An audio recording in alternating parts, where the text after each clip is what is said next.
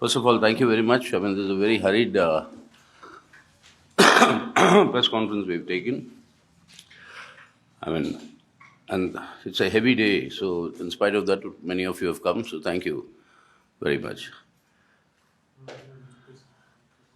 Whatever happened in JNU yesterday is something that is unacceptable and severely condemnable. Outsiders, masked, entering with arms, from what the doctors at the All India Institute have told us, that these are not real wooden lathis, but they were iron rods with which they were beaten up. And this rampage continued for hours before the Vice Chancellor asked the police that was standing outside the gate in a big contingent to intervene. And finally, when that came, it came after the Lieutenant Governor tweeted saying that he has directed the police to intervene, to restore normalcy and maintain law and order. It's after that that the Vice Chancellor issues this, gives the clearance for the police to enter.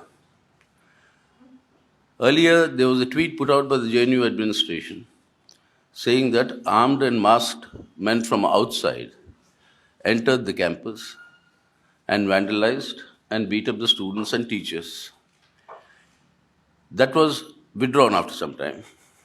Then a long statement came, trying to portray as though it is a fight between two groups of students inside the campus. This is the narrative that they are trying to spread. But the truth of the matter and what is there on the social media, which has gone viral, of all these recordings, clearly show that these are not students of JNU and they came from outside.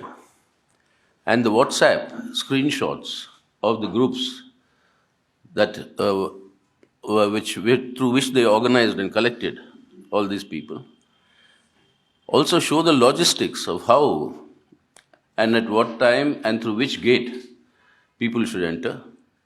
Not through the main gate because the police is there in force, but they should be from all the other gates only. Insiders of JNU know which are these gates, which all of us have used when we were students. So this is clearly a pre-planned attack. And this it constitutes an assault, not only on higher education, but basically on reason, rationality, and on democracy.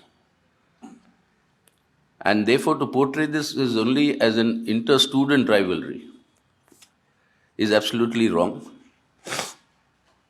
This is an organized, pre-planned attack from outsiders. Who they are was very clear from the slogans they were shouting. Whenever the students in protest, when they were raising the slogans of Inqilab Zindabad, the slogan would come, Bharat Mata Ki Jai. And that clearly, indicates which group, from which side these people have been brought in.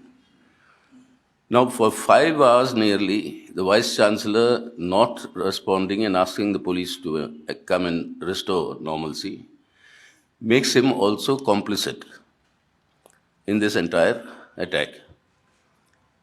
Therefore, the Vice Chancellor must be sacked immediately. And the administration, despite the Ministry of Human Resource Development, putting pressure on the university administration to resolve the dispute between the students and the administration on the massive hike in fees. Despite all these assurances, promises, etc., the VC is just refusing to go ahead and accept what has been decided upon by all sides on this issue. So it's clearly the VC must be sacked immediately. We demand that the President of India, as the visitor of this university, should immediately sack the Vice Chancellor and ensure that normalcy is returned to JNU.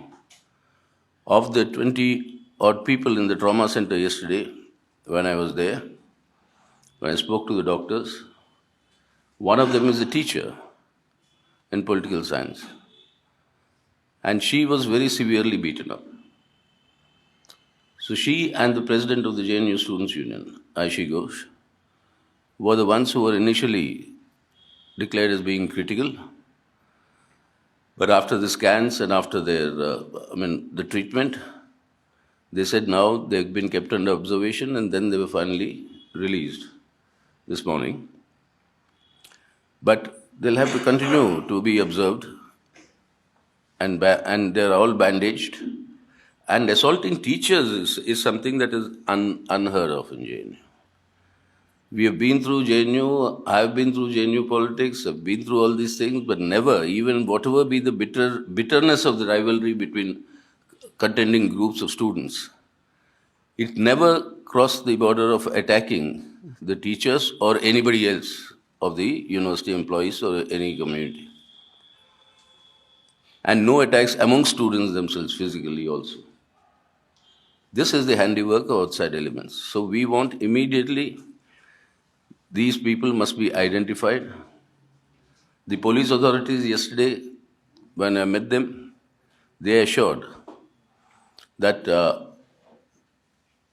the recordings will help them in identifying these people, and action will be taken. And all the cases of medical attention, they have said, will be recorded as medical legal cases, MLCs, which means they'll have to be pursued legally since it's a medical legal case. So this being the situation, one, VC should quit or sacked. Two, fix the accountability on the concerned people and punish them. Now, this assault on JNU comes in the background of what we happened already in Jamia Millia. There it was the police who entered and attacked. Here it was the police watching and permitting private armies to go and conduct the attack.